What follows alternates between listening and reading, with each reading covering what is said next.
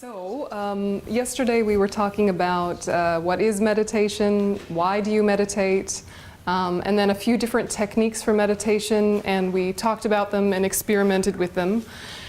And so if someone off the street said to you, what is meditation and why do you do it? Do you have some ready-made answers, or is it still digesting?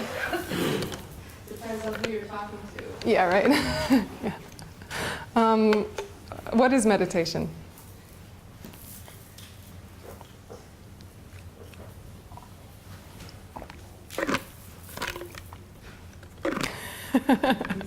Yeah, right. All right, so obviously I need to clarify, right? Okay. Look, I think you all know what it is, sort of, but maybe you haven't, had to put it into words, right? Yeah. I think we can define it as a technique, exercise, to try and maybe quieten the inner conversation. Yeah. As far as I can say from Yeah. what I know. I think that sometimes the inner conversation becomes more quiet, but it's almost more like you finally notice it, right? Like you're always having an inner conversation, whether it's in words, whether it's in feelings, whether it's in experience, but only some of the time do we kind of focus in on it and take some control over it, right? So if you're just sitting in a relaxed way at home, all sorts of things are happening that you may or may not be aware of, but as soon as you get in the car and start to drive, you're actively engaging more parts of your mind and you're focusing in a different way. And so we already are playing with our levels of control of focus, how much we focus, the way that we focus, the purpose of that focus. We already are doing that sort of thing in our daily life already. But most of the reasons for that are to get temporary worldly happiness, satisfaction, or to avoid temporary external pain and discomfort, which is perfectly natural and totally fine, but we could upgrade, right? We could upgrade that ability of the mind and actually take more ownership of our inner experience and have more control over our inner experience. So meditation, this word in Tibetan, it just means to familiarize, right? To familiarize, but familiarize with what? In what way, at what time? Yeah, yourself, exactly. And different objects at different times make sense. But what we talked about a little bit yesterday was, what have we been doing instead, right? What have we been doing instead of meditation to try and get happy, right? And that all of the things we've tried so far are a little bit limited, even if they work for a little bit, right? Cookies, for example.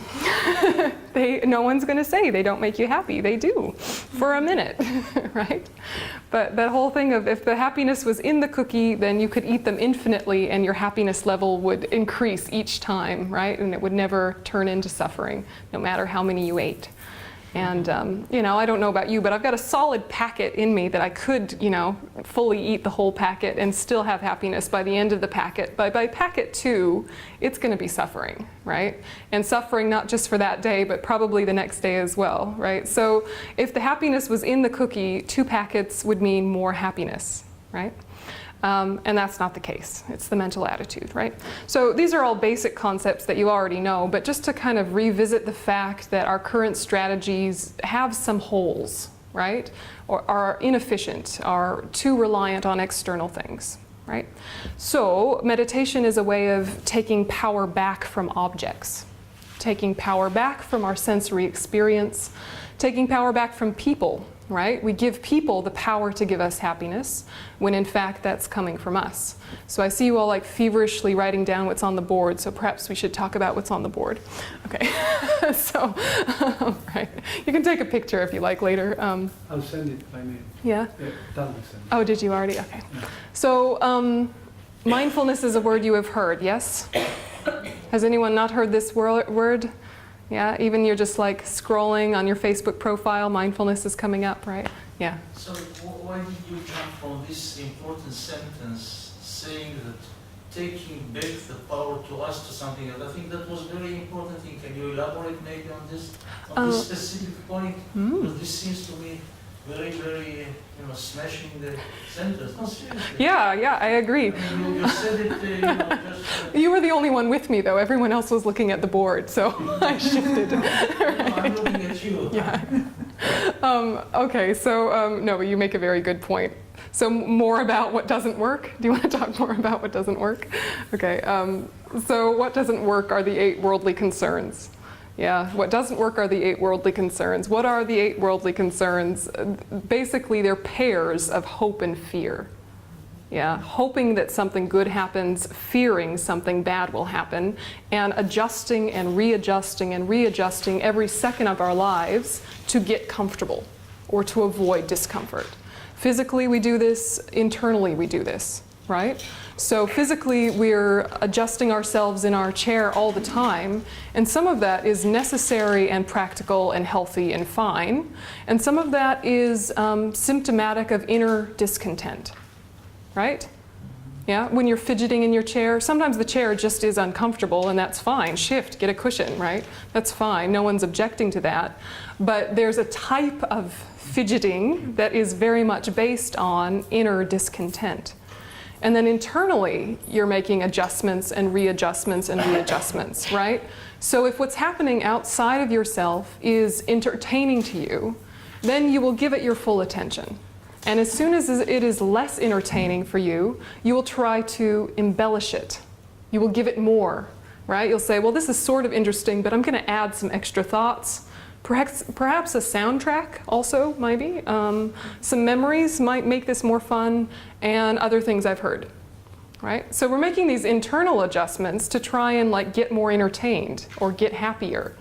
Or if we're hearing something uncomfortable or confronting, we're talking to ourselves in a way to try and make that less confronting and less uncomfortable, right? So we're doing these inner adjustments and these outer adjustments, all with a mistaken idea that that's where the happiness comes from, or that's where the suffering comes from. It's from outside stuff or from unrelated internal things, right? Like, you made me bored, that's why I'm unhappy, or you made me angry, that's why I'm unhappy, right? So there's a problem in that whole way of thinking.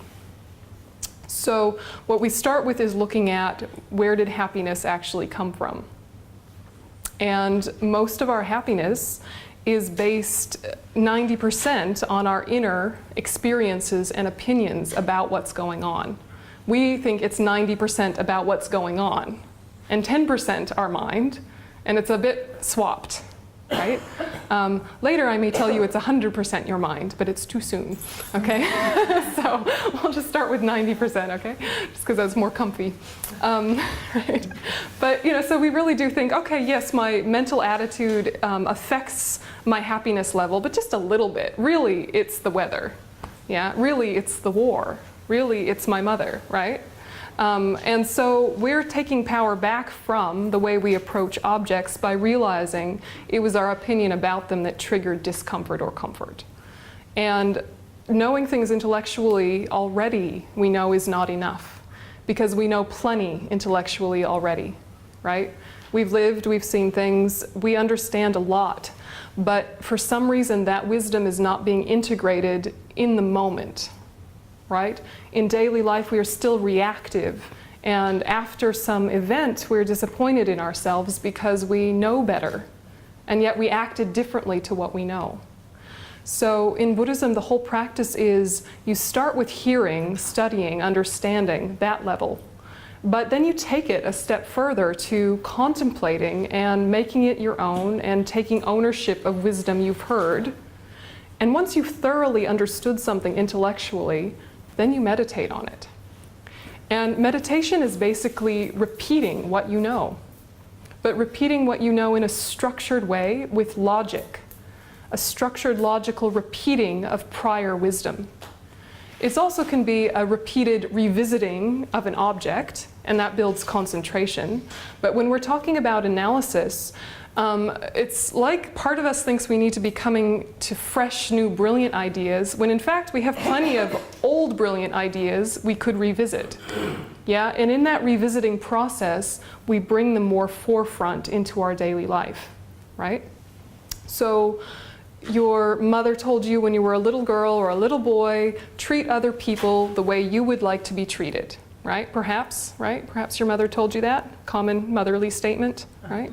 And you thought to yourself, okay, yeah, whatever, that will keep me out of trouble, right? So if I do that, my mom won't be mad at me. Excellent. So you did it for a while. And then maybe when you were 10 or 11, you thought, hey, I make more friends when I'm nice, right?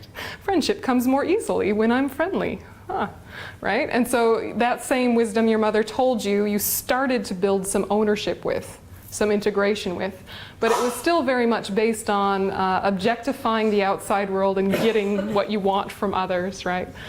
And then you grew up and you got into maybe your 20s or 30s or something, and it finally sunk in that treating other people the way you would like to be treated actually makes you happier as well as them, right? Like the penny dropped, we say in English, right? So something you'd known your whole life actually clicked in at some point, and you were like, oh, right, nice one, Mom, right?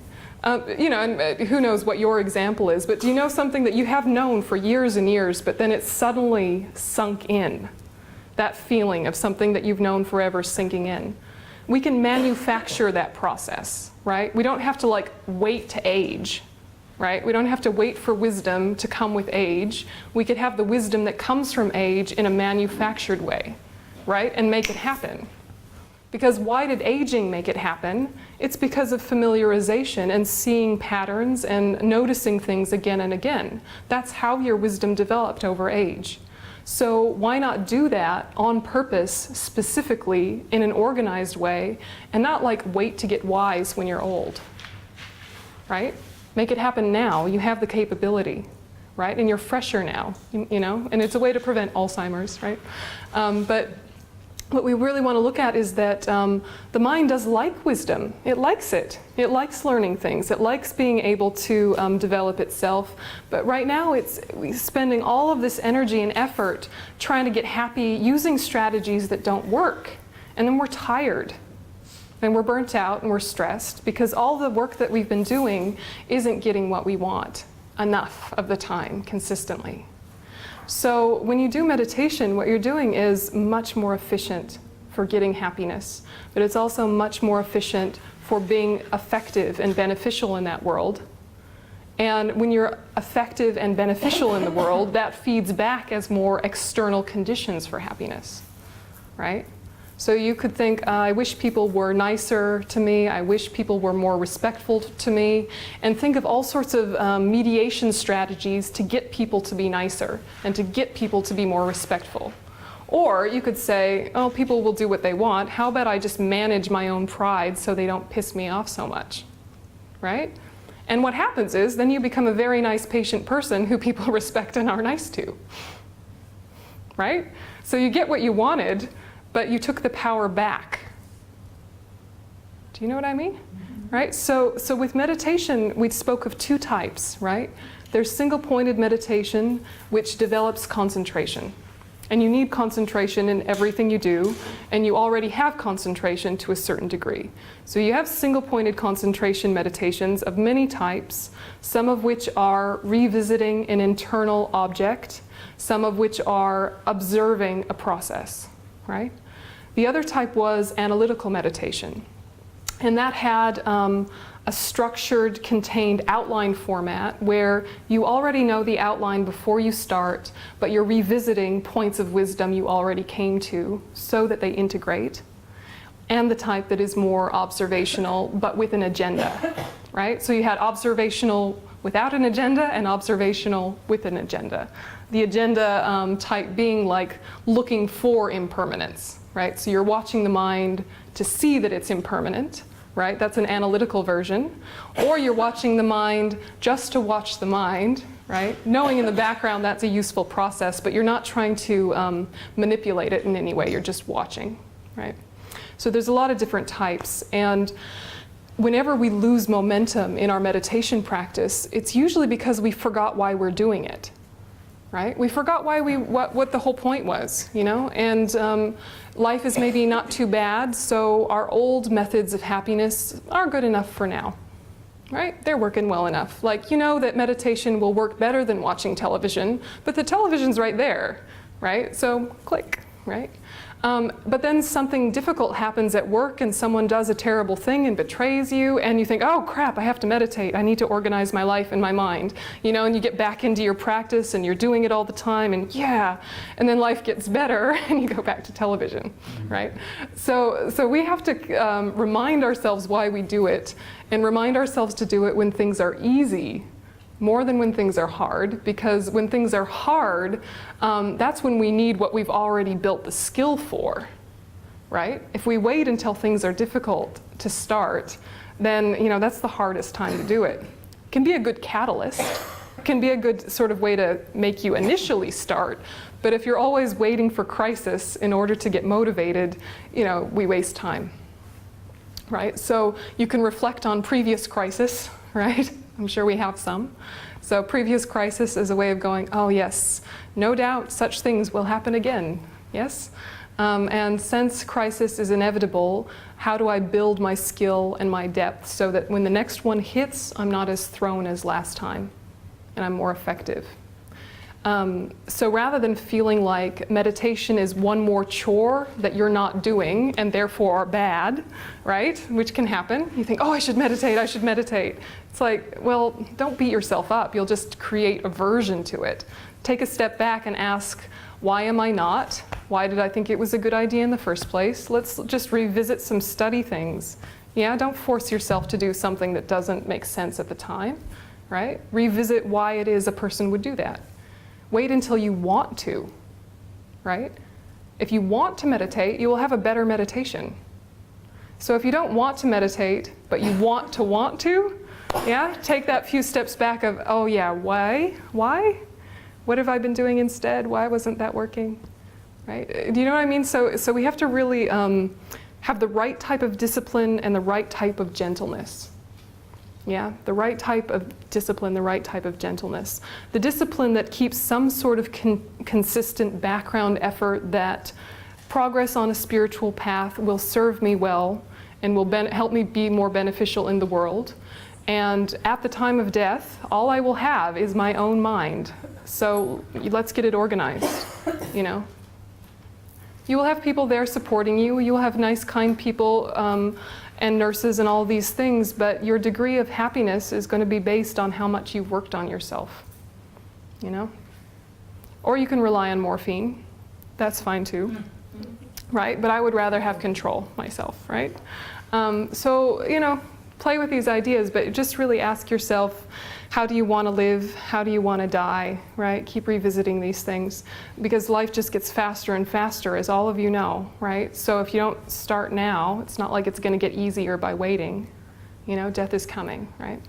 So, you know, just whatever's going to motivate you, whether it's a bit of a yikes or a bit of a yay, you know, whatever works that day, right? A bit of how great it will be if, or how horrible if I don't, right? Whatever. Use what works. But development on the spiritual path requires self-awareness. Yeah? So even if you never meditate, that's fine, right? You never have to meditate. But developing some sense of self-awareness is going to serve you well, right? It has already. Yeah. So then we get into this conversation of what is mindfulness, right? Because popular culture and popular psychology have kind of co-opted this term and made it their own. Even in the corporate world, you know, there's mindfulness meditation and mindfulness classes in the corporate world in America at least. I don't know if it's caught hold here. And basically like how to make people more efficient at being corporate, you know, right? Which the Buddha would be like, oh, right, right. You know, so we will have to ask, what is this term that gets thrown around? Because it means some very specific things in Buddhism that are not necessarily coming through popular culture, right? So we can help tidy up the conversation, us here in the room. All right, so here's the big word. Then we have branches. If you already know me, you know that I like a chart. If you're not a chart person, just again, go to your happy place, okay? But mindfulness is of two types, all right? So first of all, mindfulness in general means a type of being careful, a type of watching, a type of being present, but it's a bit more specific than that, right? So if no one told you about it, you would think, oh, it's something that those Buddhists and those Hindus are on about being present. And then part of you thinks, what is the point of being present if the present is crap? Right? Why not go somewhere else in my mind if the present moment isn't nice, right? That's the normal thing to think, but part of you is embarrassed to ever say that because obviously there's something magical about the present that you haven't understood yet, but part of you's like, yeah, right now it's not so great. Yesterday was awesome, let's revisit that, right? Right? So we have to really look at what is actually being referred to here by being present and what on earth is the point of it, right? So there's positive beneficial mindfulness, of which there are many types. There is neutral or negative mindfulness, which is not really mindfulness, but is of a similar type internally, which is like the type of carefulness a thief would have trying to steal stuff. Right? So the thief is creeping into the house, they want to take all the silver, right? They're going to be careful, they're going to be, quote, mindful, right? Because they don't want to be caught. But that state of mind contains a lot of agitation and attachment, even while they're being very careful and focused. So that's not what's being referred to here. What about snipers? Indeed, right? Snipers also have, quote, mindfulness, but not real mindfulness. But indeed, they are very careful and focused. So I don't want to help you be a better sniper. If you are a sniper, I want you to fail, okay? So, right? Right, okay, so we're just gonna work on the beneficial side, but to know that, like, you know, we're not in denial about the fact that there are other states of mind that are similar that can be used negatively, right? We just try not to work on those, okay? Don't get better at winning an argument. Right? Don't get better at being mean to your mother-in-law, okay? Mindfulness will help you win an argument and be mean to your mother-in-law. It will, it'll help. But try and use it for the good. Yes, don't go to the dark side. All right, so there are sort of like 4 main types. Yeah, am I talking too quick? Y'all with me? Loud enough in the back? Yeah, okay. So we have this type here which is not meditation. And then these types which are meditation, and this type which could be either. Okay? So morality, ethics, conscientiousness, this is a type of mindfulness that is not a meditation of mindfulness. Single-pointed on a familiar object and the observational aspect of insight or vipassana, these are meditation types. This last one, bodhicitta mindfulness, can either be a daily life attitude or a meditative process. Okay? So that's the broad overview. So if we talk about this type, morality, ethics, conscientiousness, this type of everyday mindfulness, from a Buddhist perspective, is being careful not to harm, right? It's just an active back of your mind awareness that is trying not to harm. So you do this at times when you have to have a difficult conversation with a friend, right? It's a difficult conversation, but you don't want to hurt them, but you're going to tell them some truths that won't be comfortable. Right? You know, when you're in that headspace. So part of you is really watching how you say things because you don't want to hurt them. But you still need to communicate some truths. So this is not a meditation, but it is still mindfulness. Yeah? Yeah. I lost you. I understood meditation is this 20 minutes, 10 minutes, 15 minutes, and just sit with your eyes closed. Until now I wasn't feel understood. Now, all this thing of mindfulness, how is it connected to meditation? These two. Again, please? This one and this one. Yes. That's how it's connected to meditation. Kale kale meyo. Okay.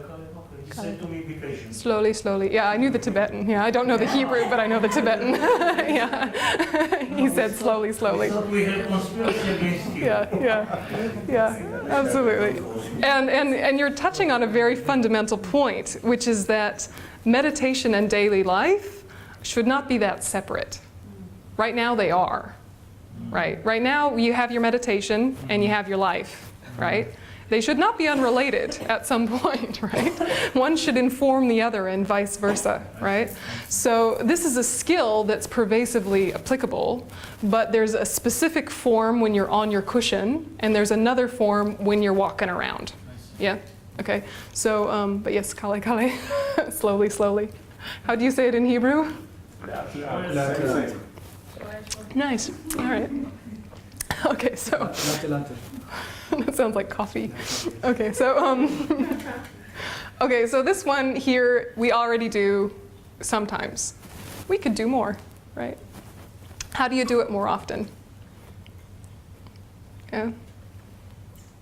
I mean, all of them inform one another, right? So in terms, we all have ethics. We all have core values. They may be same in some ways and different in others, but whether we're religious or not, whether we're Buddhist or not, whatever sort of system we ascribe to, we have some sort of core values, yes?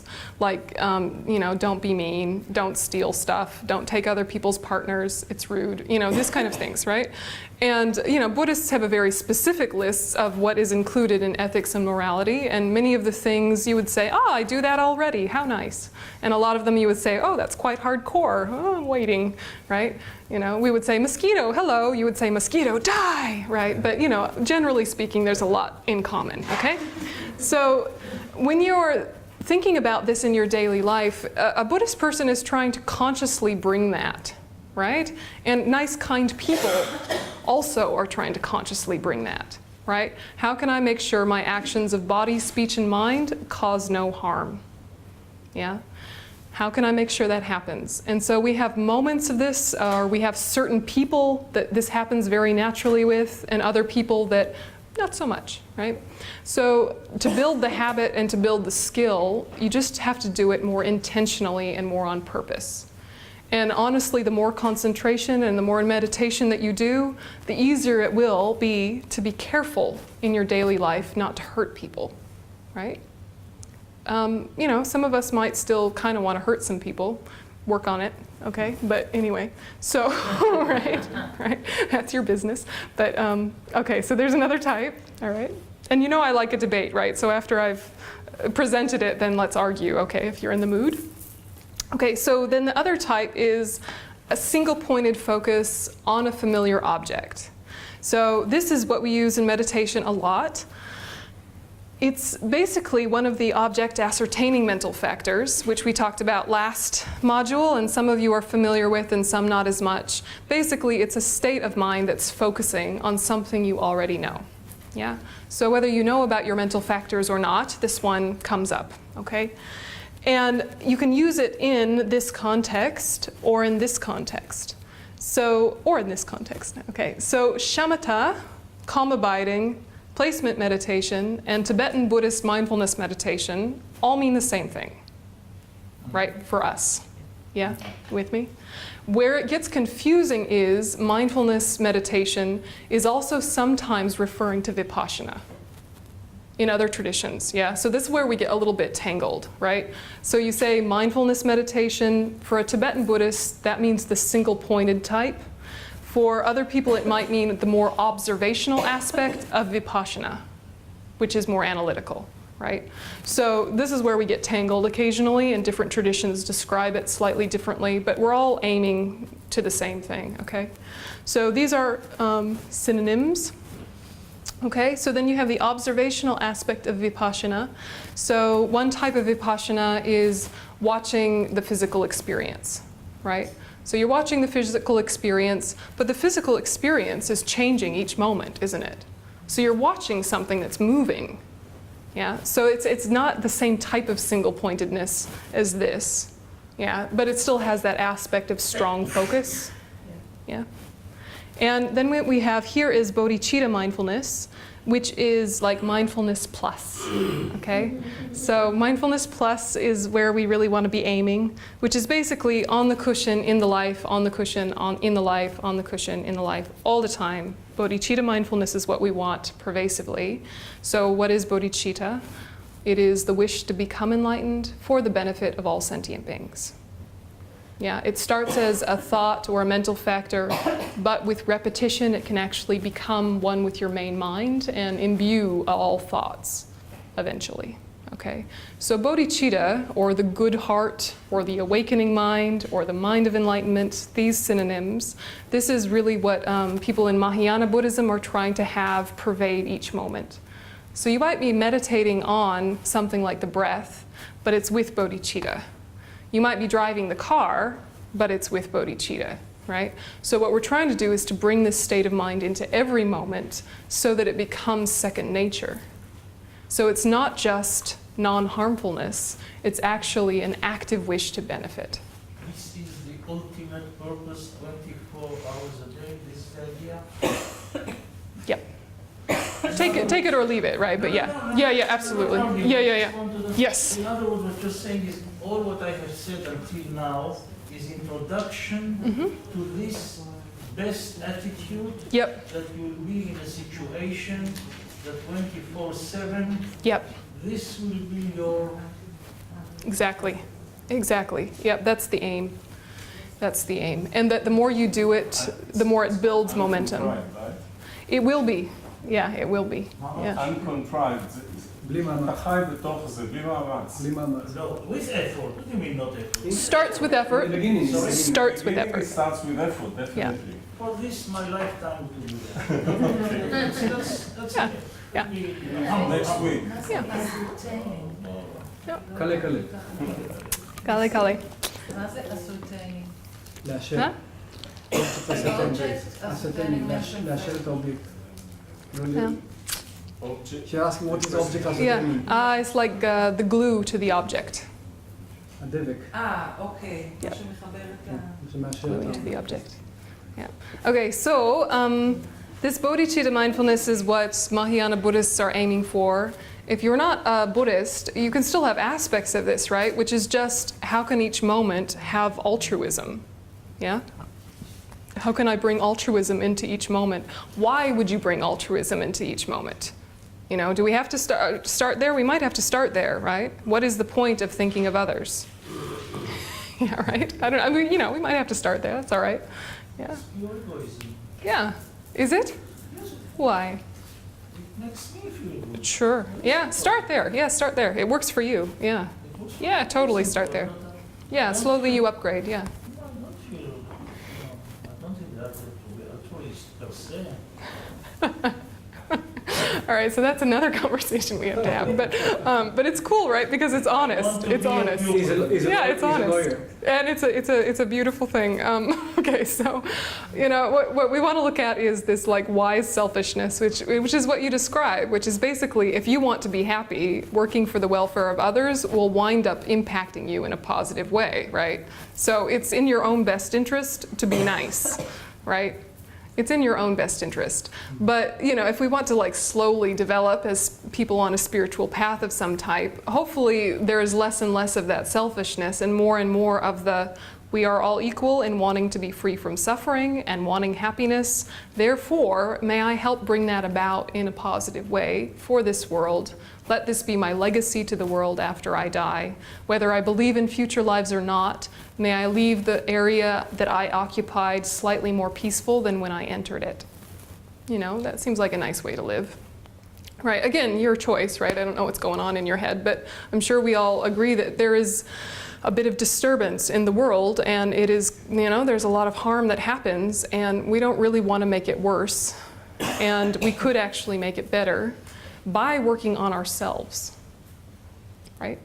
And if you work on yourselves, that means anything you do in the world is more effective because it's not coming from an agitated mind, it's coming from a wisdom mind, right? So if you choose to be an activist or you choose to work in politics or you choose to do anything that is like, quote, outside work, it's going to be more effective if you've done inner work, right? Because then if someone disagrees with you, you have the space to hear disagreement without reactivity. Right? And you can actually have a negotiation and a dialogue and a conversation and the things that actually build trust and change. Right? You could try to overpower people with your superior logic and your superior everything and overpower them, but you know, like ask history how well that's worked out. Right? Like it works for a minute and then, right? And the cycle continues. You know? Right? You know, look at history anyway. But so, you know, we could try something different, right? We could just try. It might not work either, but it's worth a try because we've done the same thing many times and it hasn't worked out. So maybe something different, right? So, you know, also the side effect is if you're in this headspace of working on yourself in order to have a ripple effect around you, pretend for a minute that you were in no way effective and it didn't work at all. still you're happy at least, right? But what actually happens is you are more beneficial and you are more effective, right? But pretend it didn't even work, well, at least you're okay, yeah? Whereas before, not so much, right? So, I don't know, so how does this sit with you? Like, do you have points you want to clarify or object to or add to?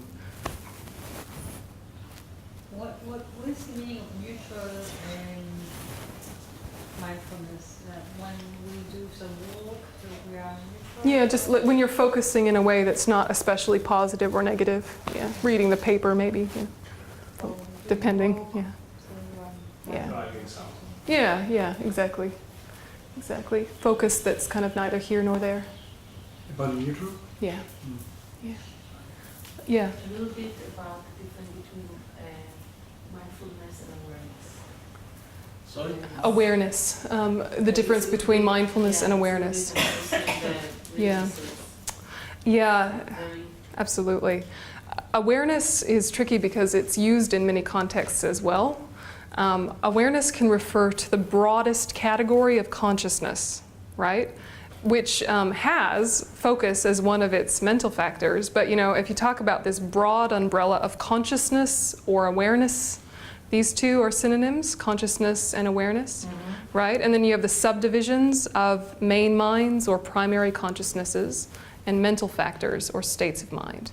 Right, those that are generally speaking perceptual, those that are generally speaking conceptual.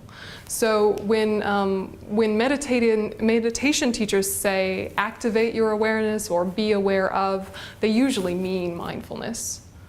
Yeah, have awareness of usually means be mindful of, but it's also used in this broader context of meaning consciousness in general. Yeah, so it can get a bit tangled. Yeah, so if you point to me in the reading and say, here, what does it mean? I could help you. Yeah, or any of these guys could help you. But probably it's referring to the same thing in that context. Yeah. Yeah. Yeah.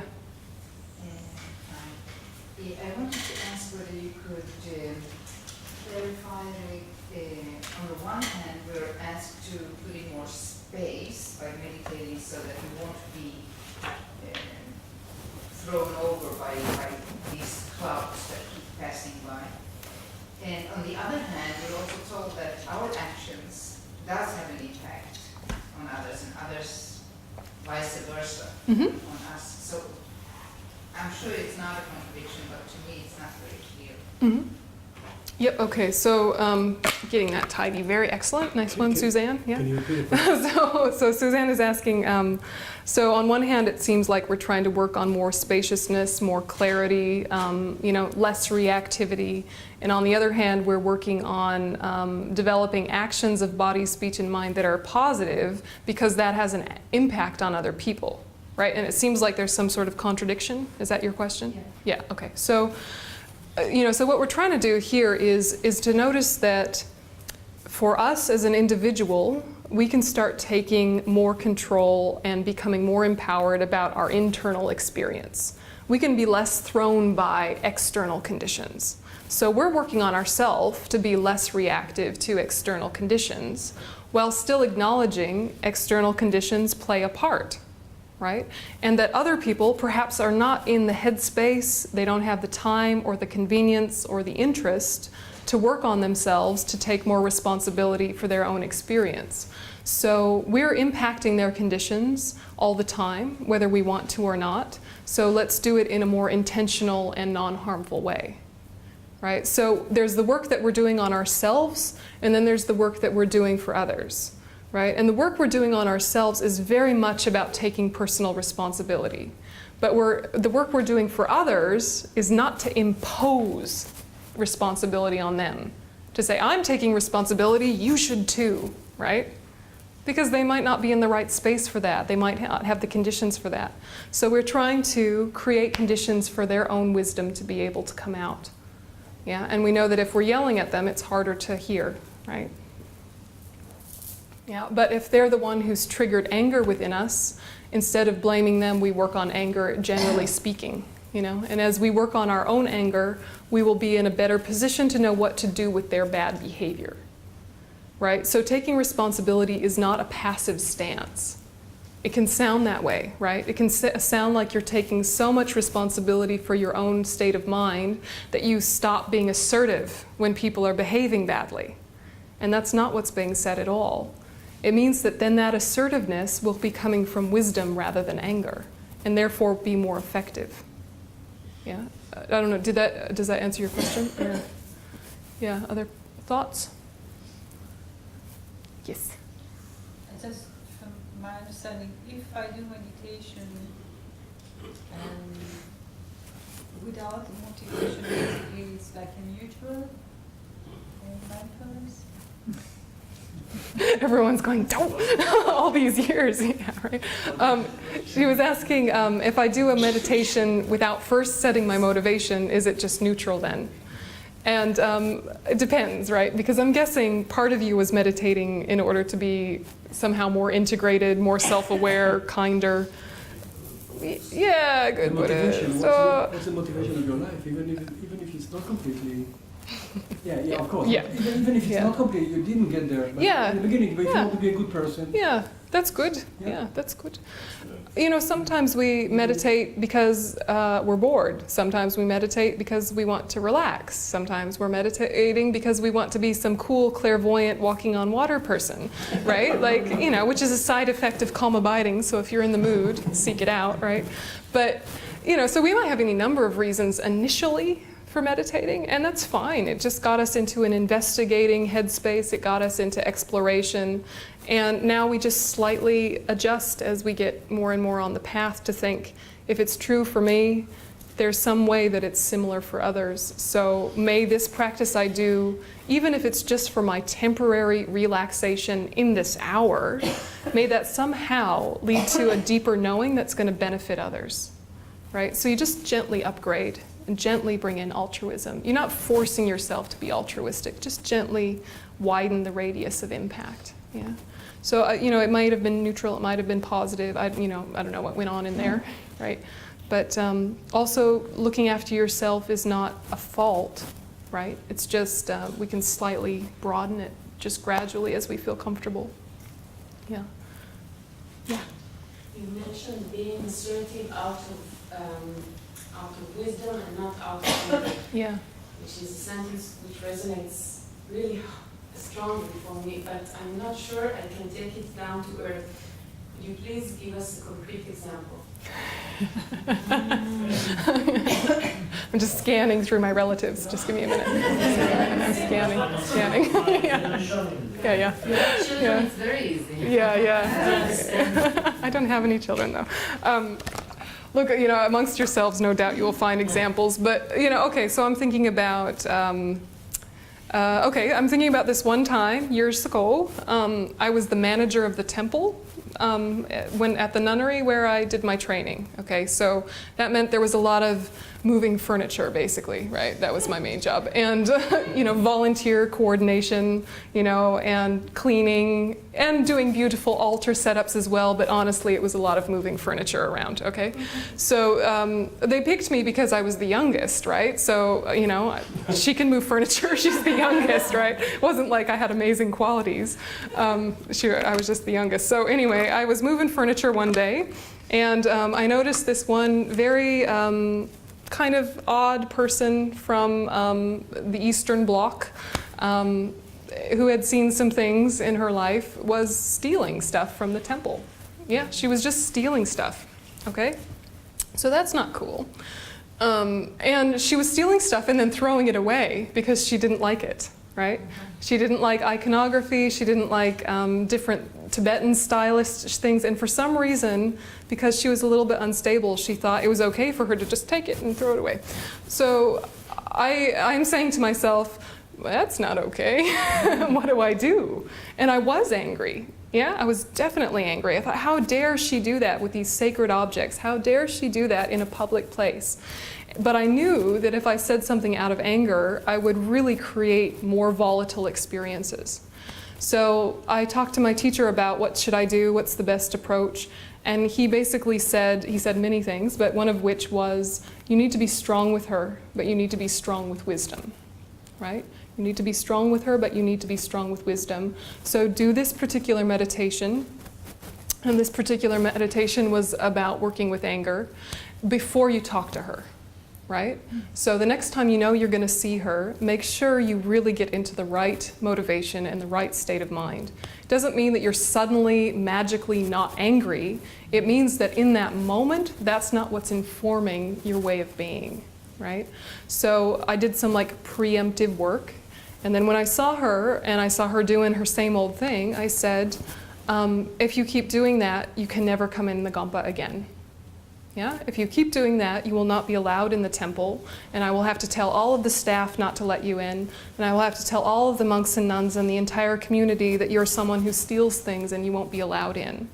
I don't want to do that because I want you to be able to come to teachings and I want you to be a part of our community, but if you continue this behavior, this will be the consequence. And now we've been friends for 10 years.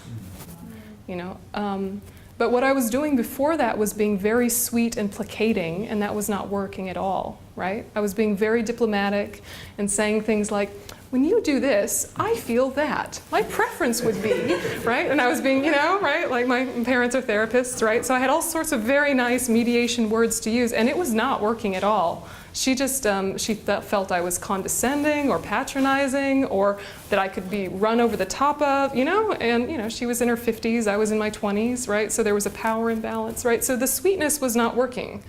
But my sweetness was also informed by a lot of anger. Yeah, so I was saying sweet things with a very gentle voice, boiling, right? So it was actually better to do strong things in a very powerful way with stillness. Without engaging in your anger. Exactly, exactly. And you know, I'd mentally prepared myself of if she reacts badly, I'm not going to react with anger, right? You know, so it's possible to practice it. Yeah.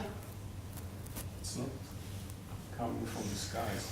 This is the point. It wouldn't have worked if I hadn't already had a series of thoughts with myself, right? And you know, and there have been many failure stories. That's my success story, right? So I could tell you all of my failures, right? Right? But you know, it's being recorded, so it's bad for the cause. Right? But you know, so we all have our versions, and you know, just sit with it, and yeah. Okay, so we'll have a cup of tea, have a little break and a leg stretch, and come back at 5.